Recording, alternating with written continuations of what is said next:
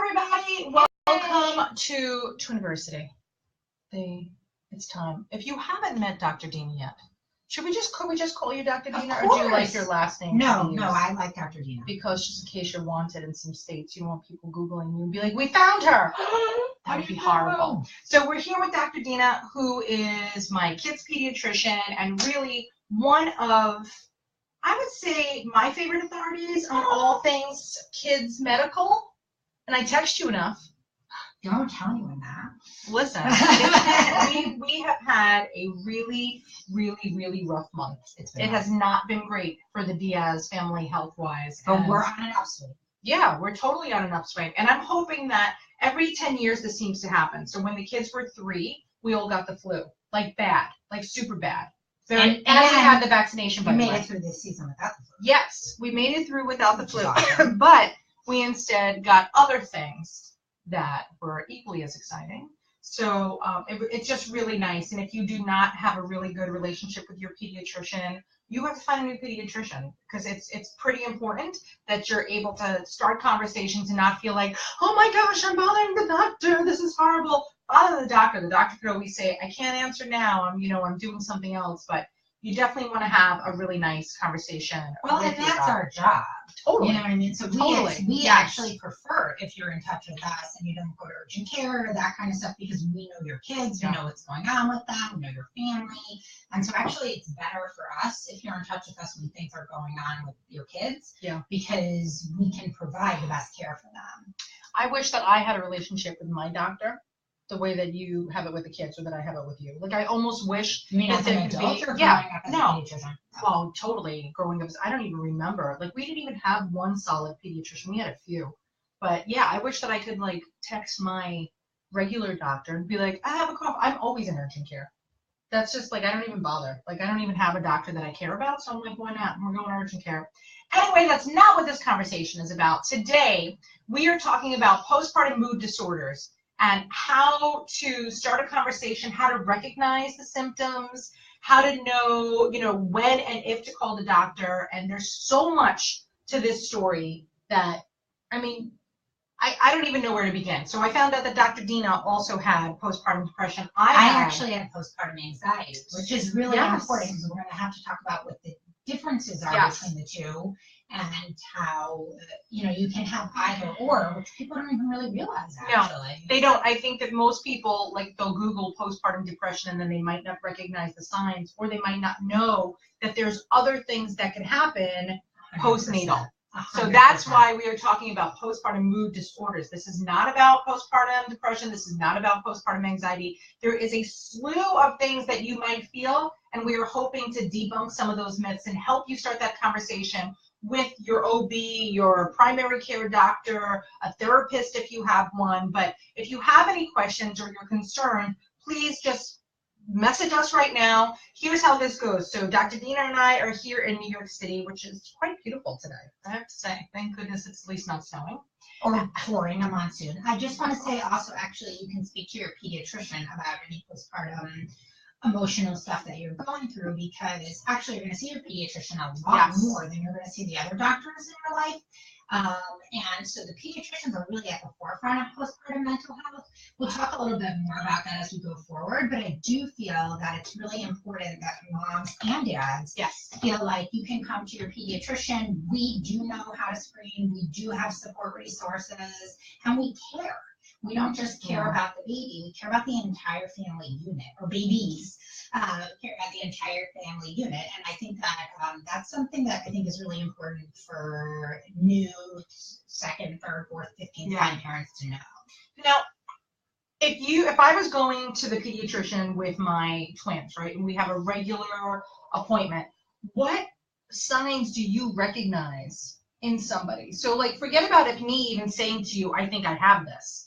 What are some things that a mom may be experiencing that she doesn't even realize are postpartum anxiety? Also, by the way, if you guys can hear us okay, I do want to have like a quick thumbs up for you guys that are with us. I usually do that in the beginning. So a quick thumbs up so that we know that you could hear us okay. And then hearts if you could see us okay. So that's we'll see those things come up. And then please, we're actually already getting questions, to be honest with you. Okay, great.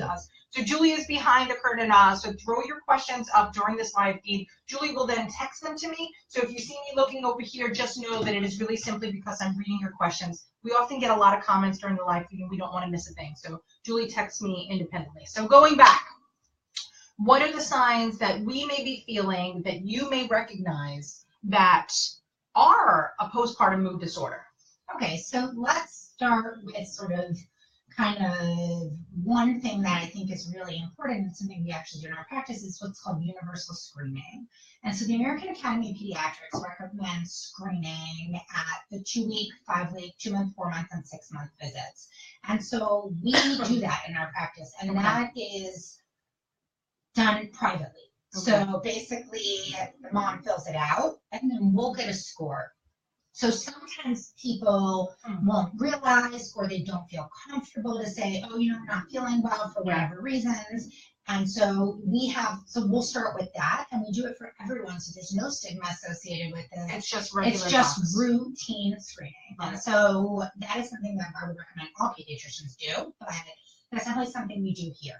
Other things, just in terms of signs you can look for yourself. Within the first 2 weeks of life, it's very common, or 10 to 14 days is what they say, to have what's called postpartum blues. Okay. So that's where you're kind of crying more, you feel yucky, you feel sad, but that cloud should sort of lift by about 2 weeks. Why does it happen? Like, what's happening at the 2-week mark that's making this fairly universally happen?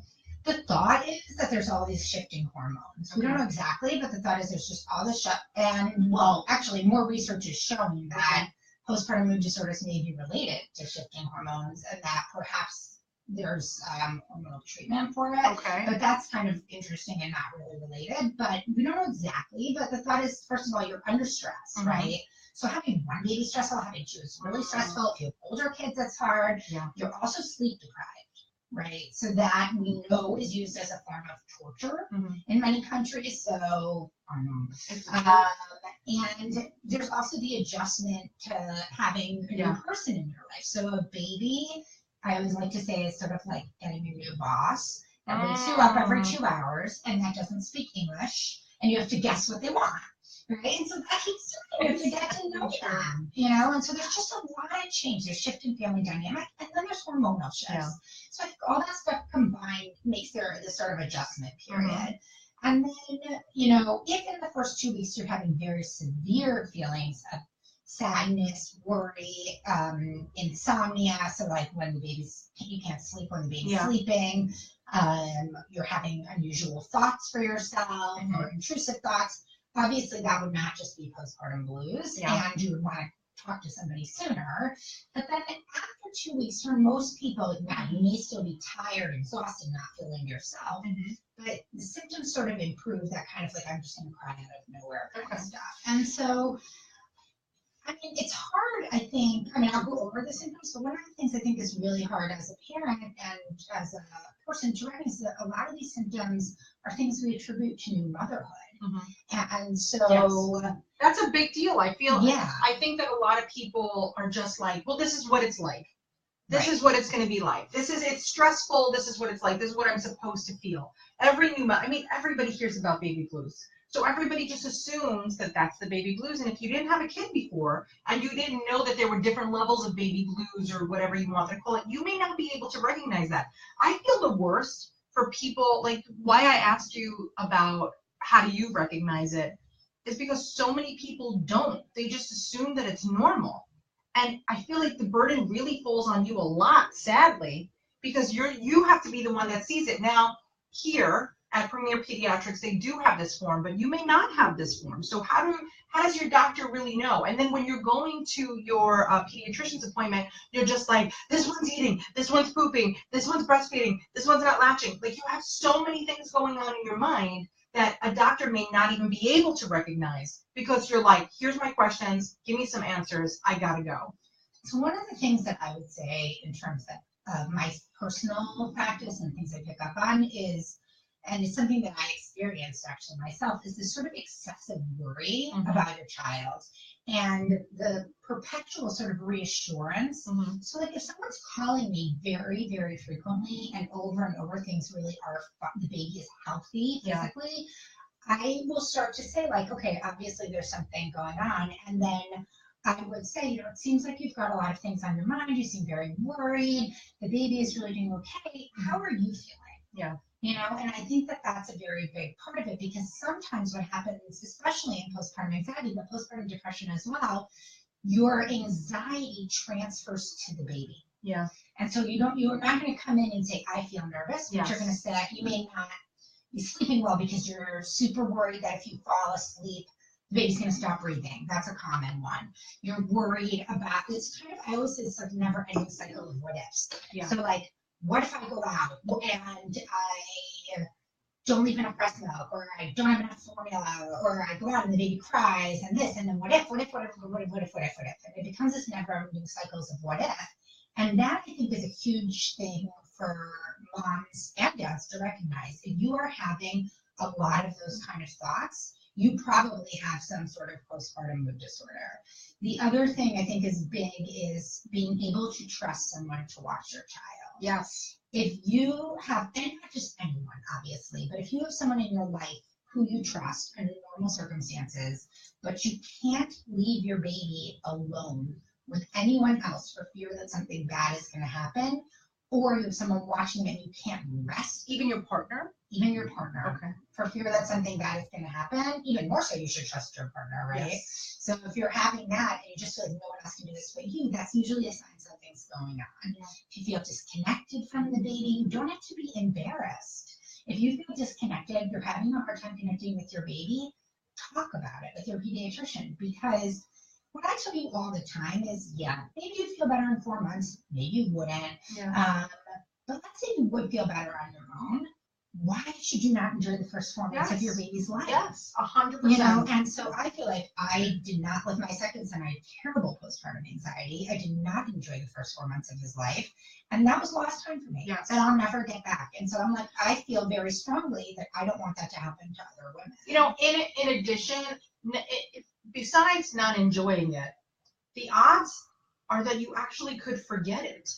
Because if your depression or anxiety is so bad, I think like your brain does like this little shut off, and then you go back and you don't even remember. I agree. That things happen. So when the babies were 3 months old, so when the twins were 3 months old, apparently, and this is why I say to you the word apparently we went to an Enrique Iglesias concert at Madison Square Garden. With the babies? Nope, not with the babies. Somebody, at the time, it was my god sister worked for People in Espanol, and she got us tickets, like real good tickets. She was the editor. Like, we had really good tickets. So we went to go see this concert in Madison Square Garden. So picture this, 13,000 people in a stadium with blaring music going like behind the scenes, and I swear to God, I have zero recollection of that.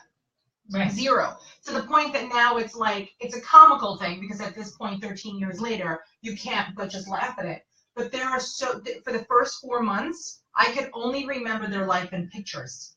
There's things that I could remember, but I'll go through like a photo album, and this would be maybe when they were 9 months old, and say, I don't remember, this person visiting from out of town. And it's interesting because it took so long to get help, because I felt that stigma. I just assumed that every twin parent feels like this. Every twin parent feels overwhelmed. Every twin parent feels stressed. Every twin parent's in the NICU. Every twin parent has, a traumatic delivery with significant blood loss and an extensive hospitalization. I had no friends that had twins, so I assumed that this is what everybody else was experiencing. Risk factors for postpartum mood disorder. Thank you. On your job, you had all of them. Oh yeah. And so your pediatrician, or now, when anyone's going to, you want to alert that, so for example, one of the questions when I go through family history, and again, this is a question asked everyone, is do you have a history of anxiety or depression in your family? And anyone personally, because if you actually have a personal history of anxiety or depression, you are more at risk for postpartum mood disorder. And I think kind of going through, I say like, this may happen, this may not happen, but here are signs you should look for, and you should know that you have the support here. And so sort of setting people up for success, I think, is really important, and for a place to feel safe. I think the twin thing throws a really freaking huge monkey wrench. It's much harder. Into this. And because the appointments, like the pediatrician that I was with previous to Dr. Deena, we've been with her since the dawn of time. And I have to say the truth, and you know who she is too. So like Dr. Keith was exquisite, great, exceptional doctor. But when I went, I put on a front because I had some fear that my doctor was going to judge me, even though she wouldn't. And you know her well enough, and she would never. And in hindsight, knowing her for the 12 years plus that we had her as a doctor, that she does not have a judgmental bone in her body. But for some reason, I was like, if I don't present myself in such a fashion, she's going to think I'm a failure. That's why there's universal screening. Oh, that's why I love this. More honest. I mean, we find that that's across the board. People are more likely to be honest on the screen, and as are teenagers, which is why we do screening for teenagers. I know. I thought that was great. Also on a paper, because people are more likely to tell you the truth. In that way than they are to say to your face. And I think actually you bring up a really important point, and it was something that I felt also after my second son, when I had the postpartum anxieties. I felt like I had to be perfect. And also this sense of like, I was smart, educated, pediatrician, what the heck? Why was I feeling this? So I would go to brunch, and I lost 30 pounds in 6 weeks, and people were like, oh my gosh, you're skinny jeans. And I was like, yay! But really it was because I wasn't eating, because I was so miserable. And so I think I just like hid everything behind smiles because I felt this intense pressure. And I think that is something, first of all, that has improved some, but there's a lot of room for growth. And I think that we as moms, you as a person who is a spokesfigure for moms, me as a pediatrician, it is our responsibility to say, like, no more are these conversations hushed. No more do we not support each other. No more does everything have to be rainbows, lollipops, and sunshine. If you don't feel good, this is my quote, and I say it to friends and to patients. If you feel amazing after you have a baby, great. But if you don't feel good, that's okay too. And that's really, I think, the messaging. You don't have to feel bad. You don't have to feel great. You can feel in the middle. But being able to talk about how you feel is critical. Now, we have some questions that are concerning to me, and so I want to make sure that we get to that. So we got to scroll up a little bit. So could postpartum anxiety or depression come and go? Or is it something that's like, I have it, I'm having a good day today, I'm having a horrible day today, I'm having a great day today? How? It definitely can come and go. But it does not need to start early. It can start later. A lot of moms present with postpartum anxiety or depression when they return to work. That's a very stressful time. Any sort of Sorry. It's okay. That's This is a meeting. I'll take my lunch. Oh, sure. Okay, we're trying to starve Dr. Weinberg over here. You want to come say hi on the camera? This is Dr. Weinberg. And now this is my son's pediatrician. I'm excited. Okay, that's the whole family. Okay. Enjoy your little eat. You're lucky I didn't drink your ginger ale. Or eat your fries. No, so going back to this is really important. That doesn't have to start right away. And in general, mood is fluctuating. So you can have better days, you can have worse days. I can really feel like if it's interfering with your life in some sort of way, you're not enjoying your time as much, you're not eating, you're not sleeping, or you don't like the way you feel for any reason, talk to somebody.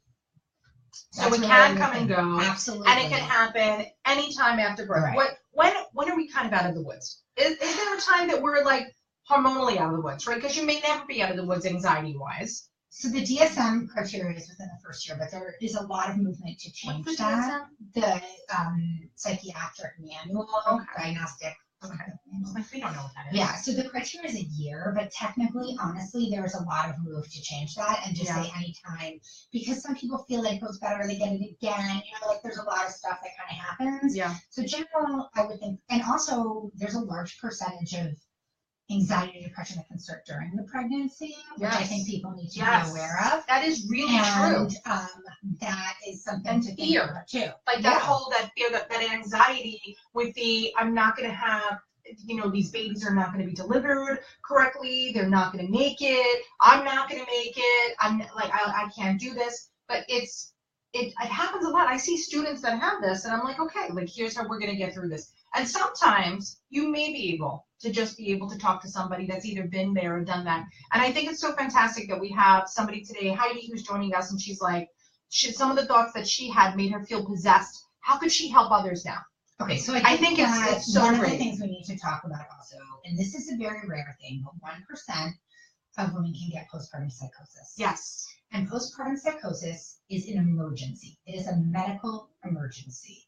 If you at any time feel that you have thoughts of harming yourself or harming your baby, you need to call your doctor. It is not. Would you call 911? Would I? Would you recommend that if you do not have 911? access, call 911. Okay. Walk yourself to an ER. There's a lot of fear. People think they're going to lose their children. It's not how it works. It is, you are giving your child overall, that if God forbid, if you have postpartum psychosis, it is a gift to yourself and your child to walk yourself to an emergency room, because that is an emergency. Okay, as if you aren't breathing, as if you think you're having a heart attack, any of that, put them in the category of emergencies. Okay. For postpartum anxiety and depression, same. It is a gift. It's not an emergency. Yes. But it is a gift to yourself, your child, and your entire family to take help. There is no benefit to suffering in silence. No. No one wins. There's no reason to do it. And there is no benefit to judgments. And, that is our responsibility. There are lots of ways to get involved. Postpartum Support International is amazing. She did it, our PSI. If you're in the city, Motherhood Center is doing great work. The Selene Institute is doing great work. Here actually at our office, we do have a postpartum social worker who will see patients at low cost. Yes. We are very, Yes. We are very connected with both Motherhood and Selene in terms of getting people in if they need to. And then we have Mom Group also, which is actually available to anyone. You don't have to be a patient here. So anybody could join the Mom Group. See, that's It's a great facilitated Mom Group with Melissa, who's a postpartum social I'm telling you, worker. man, this practice, I wish that I think that it's the recommendation, but I really firmly believe at this point in my life, I'm a better parent and physician for having been through postpartum anxiety. Do I wish I hadn't had it for 4 months and not known what was wrong with me? No, but I've done it. I've been there, and now I feel like it is my ethical, moral, emotional responsibility and desire to help you moms. Jen brought up a really good, she brought up something there that you see that she was talking about the NICU. Okay. And then the breastfeeding. Yes. Also, okay. So the thing that I want to bring up about the NICU is that when we're in the NICU, this is going to sound crazy, but we don't have the benefit of going to the pediatrician. Right. Because we're in the NICU. So the NICU, I wish that there was some kind of universal screening that the NICU did. Because it's being talked about. And because in the NICU, right? So I was in the NICU 31 days. So many things were happening in 31 days that weren't recognized that it became part of my normal life. So by the time I went to the doctor, it wasn't worth speaking about because it was already part of my normal life. I think it really has to happen before. I think these conversations need to happen during pregnancy. So talk to your friends, your family, anybody that's expecting. And so somebody was saying, like, how do I help? You help by saying it happened to me. Right. Right? It happened to me. It happens. Just like people talk about IVF, right? Nobody wants to talk about IVF. If you want to tell me that you had IVF and be like, yep, that was me, you can. But so many people don't talk about IVF, and then you're hiding in the shadows about IVF. Meanwhile, you could be at a cocktail party with somebody who has just gone through IVF, successfully conceived with a great doctor, everything, but nobody's talking about it.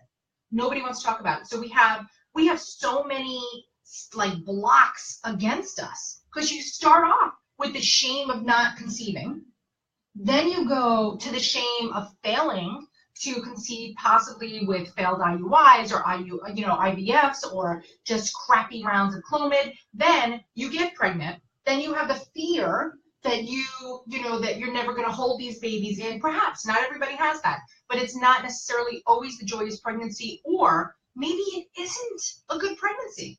Maybe it is, a very upsetting pregnancy where you're always in the hospital, your cervix is shortening, you have your blood pressure's gone wacky, protein in your urine, your blood sugar's gone wild. So then you have that. which by the way you can have. I had a horrible pregnancy. And I did not have twins. And so, yes, speak to your OB, motherhood centers, so they will see pregnant women. And there are, PSI is a great resource for if you're not in New York. Yes. Also, they list people who they work with. Which is And the PSI is the Postpartum Support International. Okay. And then Massachusetts General Hospital has an amazing women's and children's website as well. That's good. And Dr. Lee Cohen is there as like one of the leading researchers in this area, but there's definitely more attention being given to it than was, but not enough. And I think what you say is so true that we basically, it's stand up and say like, I mean, I personally, it took me a long time to speak about my story because someone said to me, don't tell anyone, no one's going to trust you as a physician if they knew you took Zoloft, you know, after you had a baby. And I was nervous. I was embarrassed. I felt like, oh my God, well, does that? And then finally I was like, this is crazy. Like I am watching women suffer. I'm giving advice to people to get help. And I can't stand up and say I went through this. And I was like, that's it. Part of being a good role model is to say, there is no stigma. I am what I consider a confident, competent, educated woman. And I have postpartum anxiety and that is okay. And you can have it and you can get help and there are resources available to you. And so it's not something that happens that needs to be in the shadows, that needs to be whispered about. I really think that's important. The other thing I want to go back to is breastfeeding. Yes. You can breastfeed on most medications for anxiety and depression. Do not let people tell you that you can't. There is a whole field of psychiatry called reproductive psychiatry. If you are pregnant and you're on medication, you have a history of being on medication, you're already starting to have symptoms, see a reproductive psychiatrist. Talk to your pediatrician about who to see or your OB. Go to the PSI website, look people up. I mean, in New York, we are so blessed that we have that. Yes, we are, but it's not like the that norm across the country necessarily, but there are resources, and you can also do phone consultations. There's definitely a lot of resources that are coming up because we are realizing how important this is. But if you think about it, 30% of women will have a postpartum mood disorder. So chances are the woman sitting next to you in the labor closet. I think that's low. Right. I think it's low because also that's the singleton universe. I think for us. Well, that's a general. I want to say, I'm curious to know, and I didn't want to out Julie, but Julie just outed herself about her postpartum anxiety, so I think that that's good at textual. I almost said, Julie, thank you for being open. It's not my story to tell, but I would like to say, like, this is not an uncommon discussion within the mom squad. So many of us have had postpartum issues, whether it's anxiety or actual depression, that to me, it's funny that to me it's a very normal conversation. It's as normal as, what are you making for dinner? Let's talk about postpartum anxiety. People will say, you know, I'm okay. I'm going to be okay. I'm going to be okay. Like, I'm really okay. It's not that bad. And so you don't have to downplay your symptoms is really kind of what it is. And that's... And in this country, by the way, we're super lucky. I want to let you guys know that I get calls from women in other countries that have postpartum anxiety or postpartum depression. And I don't know if you know this, but my phone number, literally this little phone that says Twiniversity, this phone number is available to anybody anywhere in the world. You could literally call me. And with the time zone, sometimes I'll get a call in the middle of the night and I always answer. I don't leave my phone on silent. I answer because I'm like, oh my God, if it's really an emergency, I want to make sure that I'm there for somebody. Well, I am certainly not a trained therapist. I am somebody that can listen and say, okay, here's what you do next. Right, because you're in trouble, you need to go to a hospital. Here's what happens next. Here's what you could do. Well, I remember that it's just so nice to know that people exist. And it is one of the pillars of Twiniversity. And if you've ever noticed in the Twiniversity tagline, we say community, education, we actually say community, knowledge, and humor, right? Those are our pillars. The community is entirely built around postpartum support. Because what we're saying, like, oh, it's normal for us, I want you to know how normal it is. And we found, like, a real statistic that over 600,000 diagnoses are given a year for postpartum mood disorders. So 600,000 a year. That is not something that it's one person. People are, I feel, like, I'm not saying that people are more likely to talk about if they have herpes. But I feel like there's less. I don't know about that. I feel like there's things that you're like, oh, it's common, you know, this could be for everybody and whatever. For twin parents, there's so much shame associated with so many things, and we really have to stop that. And this conversation, it really brings up the fact that it needs to be. It needs to be a bitter talk about that. I want to pick up on that. So if you had gestational diabetes, you would not scream at your body and at your pancreas and say, make more insulin, do better, be a better pancreas, you know? And this is the same thing. Yeah. If you have postpartum depression, anxiety, you could scream at your brain all day. Totally. Don't be worried. Be calm. Don't be sad. Good luck. It's not going to get Not better. happening.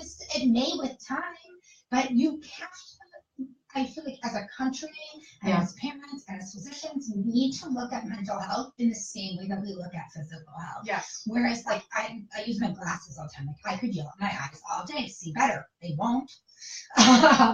So this is something that is not necessarily in your control, and it shouldn't be any different. Well, someone said something I wanted to address. Well, what I was saying before, that people could call me from anywhere, that in other countries, this is not a conversation that's ever had publicly. Period. The end. Right. Like the end of story. Like there is no like, oh, maybe my mom will talk about it. Your parents won't talk about it. Your sister won't talk about it. It is a cause of ridiculous shame that not only are you bringing shame to yourself, but you're bringing shame to your family in other countries, not our country. That's how it used to be here. Women were institutionalized. Oh, but Deena, like, and that's nuts. where the fear it's comes nuts. from. But that's where the fear and the stigma comes from, because people think, I'm get institutionalized, I'm going to lose my child. So right, Yes. it's like I'm on my soapbox, I'm going to lose my child, anything like this. I And have another someone soapbox. wrote about C-section. Yes. And so I do want to say that C-section does increase the risk, but it's mostly, I think, again, it's the same idea of expectation. And so we all sort of have these expectations of how the birth is going to be. And one of the words I hate is natural.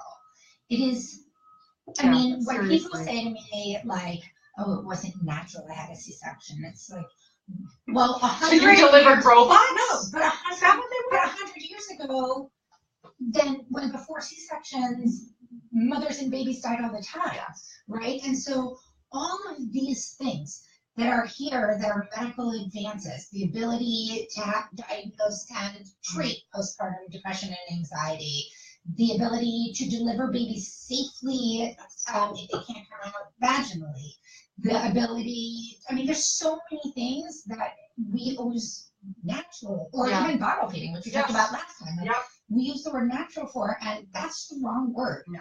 The wrong word is, there are many ways. That's crazy. The crazy thing is using those words.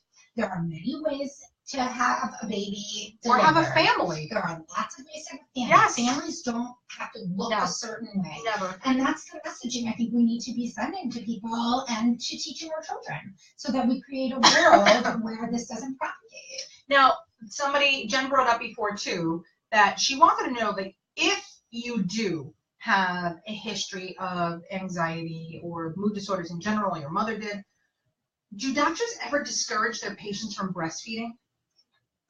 There are very few medications you can't breastfeed on. No, but not for the medication wise, but for like the stress.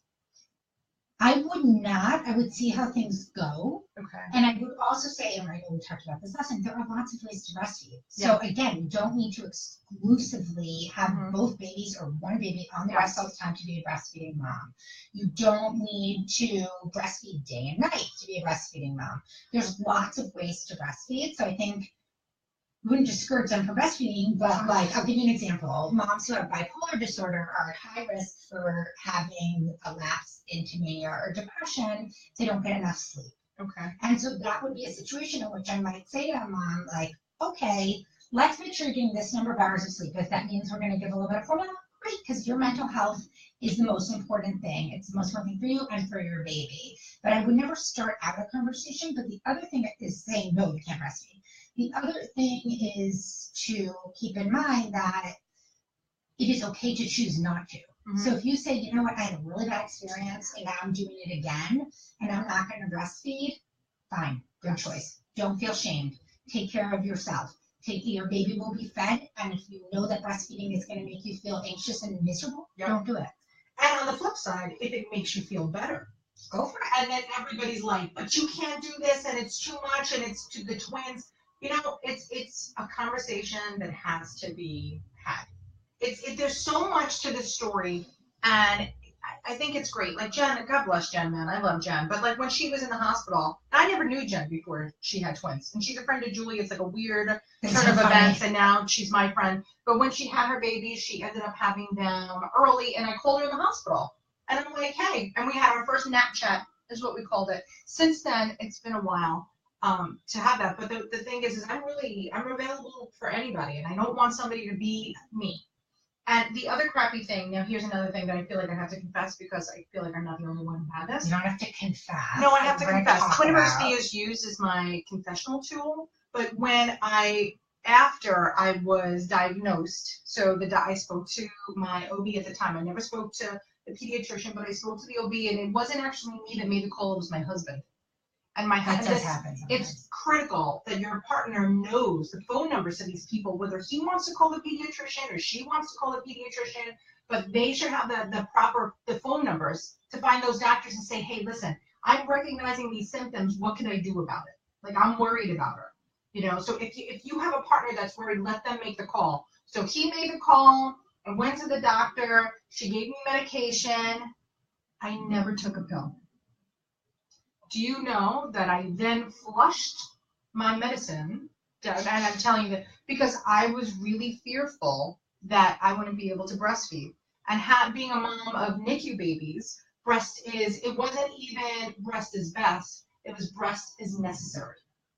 And so I had to, they were like, you have to breastfeed. It's medically necessary for premature babies. You have to breastfeed. You have to breastfeed. So then I'm all screwed up, right, in my little brains. They're still in the hospital. I get some pills eventually, and then I'm like, I can't take these. I got to throw them in the garbage. And which is just total misinformation. But I will tell you that I have similar. So basically, in brief, I had very severe postpartum anxiety before I went back to work at 4 months. Started having terrible panic attacks, like dysfunctional. So I went to see a psychiatrist at that point, and I said, I don't need medication. I'm gonna do therapy. I'm gonna get better. And he looked at me and he said, why don't you take this medication for a few weeks? Zoloft is a giant molecule. It doesn't go into the breast milk. By the way, I breastfed on Zoloft twice. And I don't have any shame about it. And I'm very open about it. And I recommend to people to do it. Like I said, most medications you can breastfeed on. But I was like, oh, I don't need that. And he said, okay, why don't you take it for a few weeks and see how you feel? I was like, okay, I'm willing to try anything for a couple weeks. It made a lifetime of difference for me. And so the fact that, as you share that story, like, it breaks my heart. Yeah. You know, because I'm sure there are people that I see that do that, or that see psychiatrists that do that. And it's just heartbreaking because medication can really help. And not everyone needs medication. Sometimes they just need support. Sometimes they just need therapy. Sometimes they need therapy and medications. Sometimes you take medication, like I took medication for a short while. I was so nervous when I had Davey, my 3-year-old, that I actually started medication pregnant because I was like, I thought, I just was waiting for the shoe to drop. I turned out to do great with him. I was on meds, maybe that was why, but I didn't want to ever take the risk of, for even a brief moment, feeling how I felt then. And I just don't want other women to. I just don't. No, we definitely are worried about you. If you are worried about you, if you're worried about you, we're really worried about you. You may not even know that it's something to be worried about. But let's just go through again. Like, what are the signs that we're looking for? So disconnection with your babies.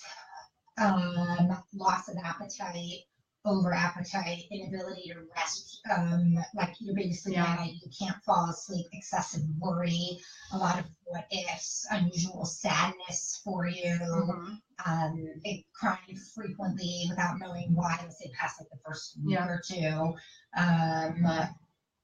And more severe signs would be having intrusive thoughts about your baby, having thoughts of self-harm, thoughts of harming the baby, thoughts of my life would be better if I didn't have this baby, which doesn't mean you're going to harm the baby, but you know, all of those kind of thoughts. And I think people feel embarrassed to say that they feel those things, and actually you can get help for that. So, and feel more connected to your baby.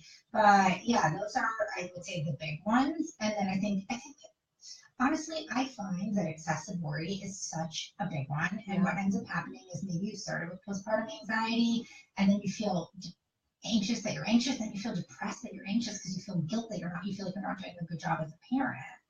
And so the anxiety leads to depression. It's a freaking never-ending cycle.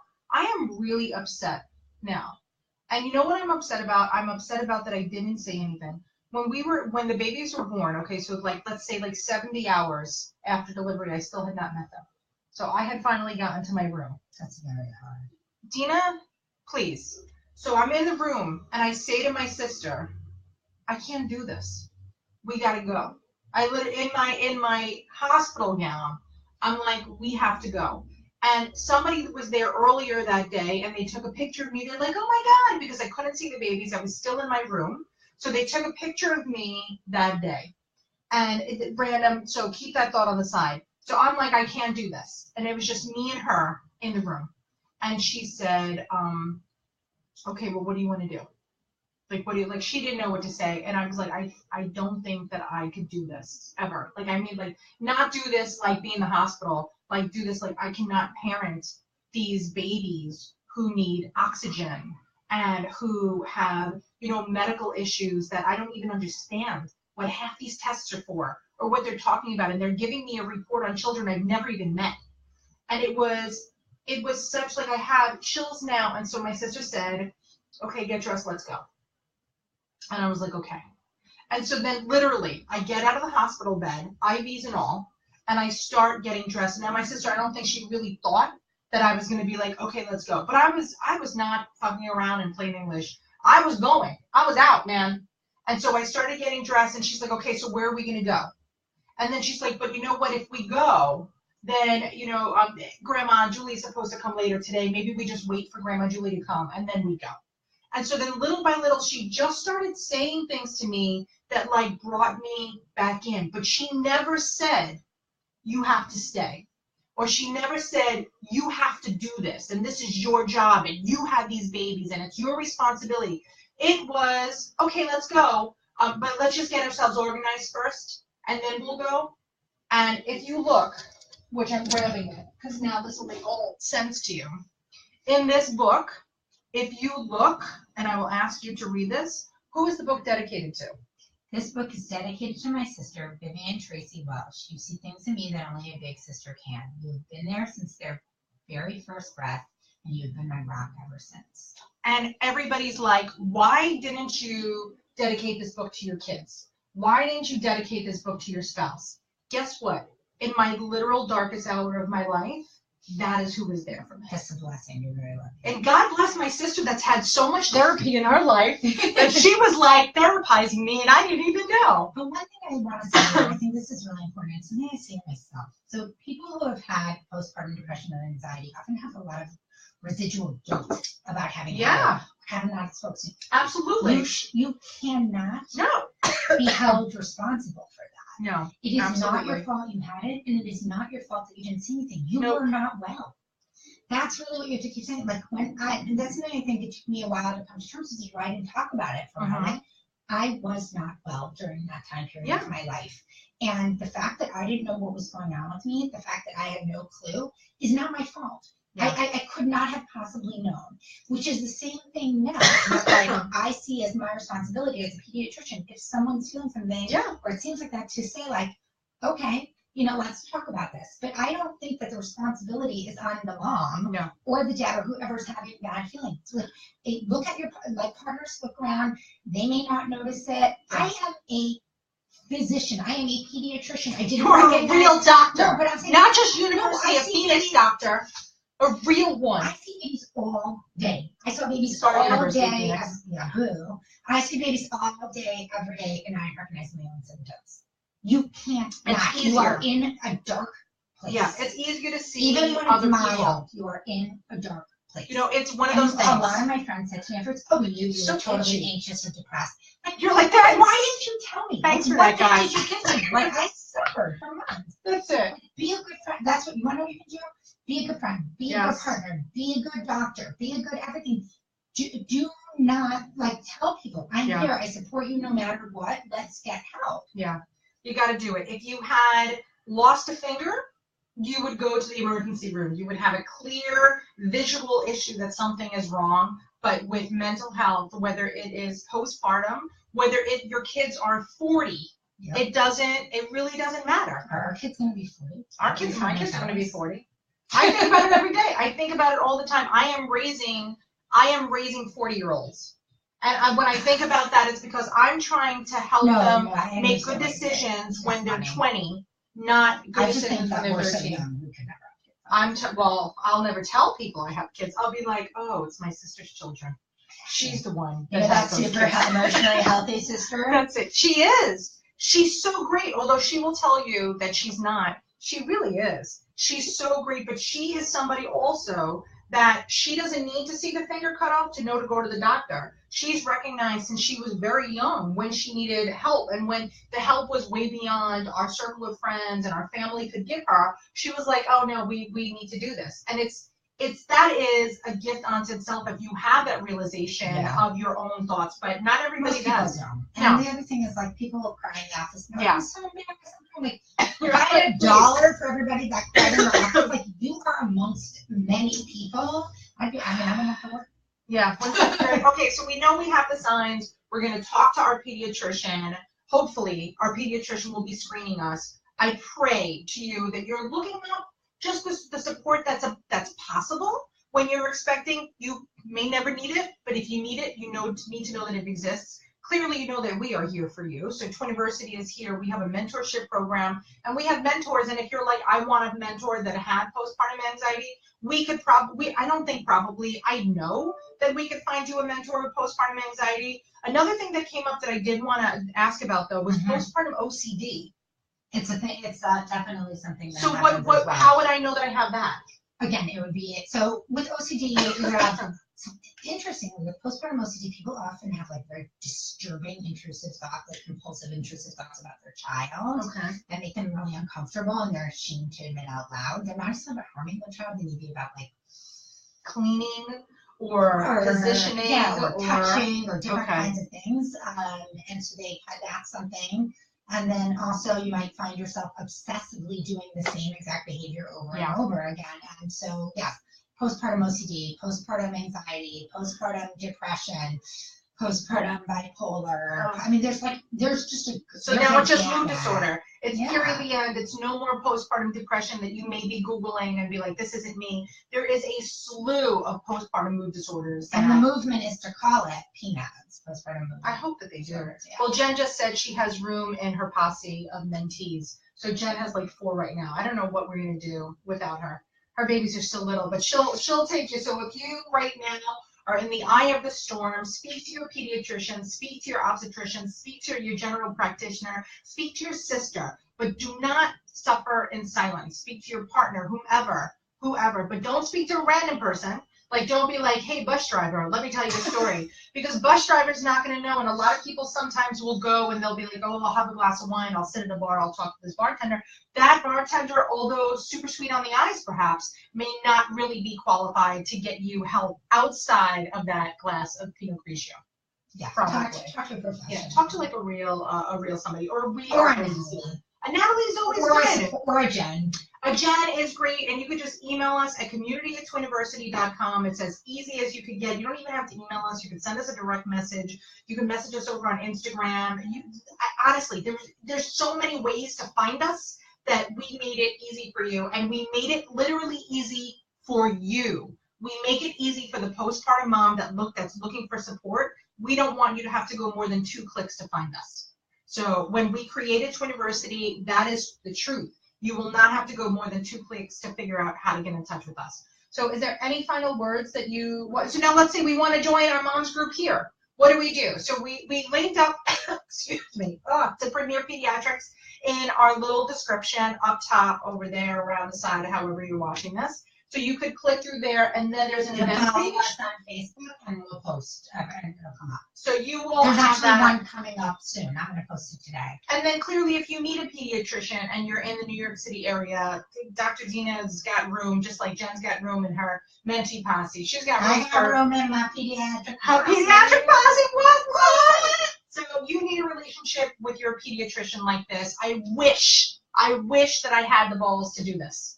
I wish that I had the nerve to speak to Dr. Keith and say, I'm having a problem.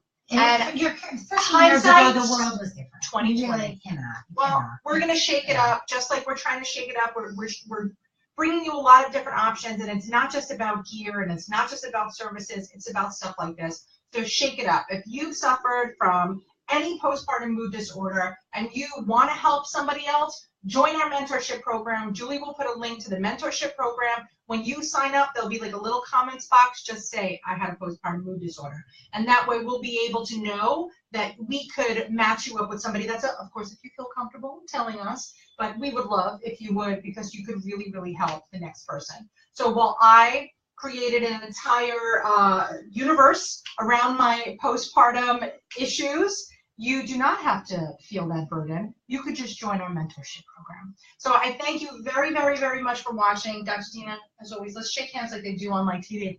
Thank you for joining us. Thanks for having me.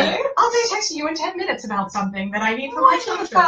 Well, thanks for watching. For more information, go to twiniversity.com or always email us at community@twiniversity.com. See you later, alligators. Bye.